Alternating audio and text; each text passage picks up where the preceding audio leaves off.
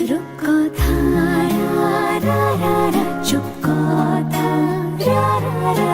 ফুরফুরে এক রোদের জন্মদিন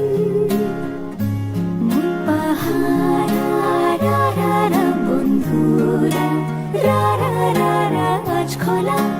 আলটুসি ক্যান্টিন বোবাই মারত অকুলান পথ শালিকের সৎ অনুরাগে বুনিছে অপার জানলার ধার ধার বাকি হাত চিঠি জাগে কে হারা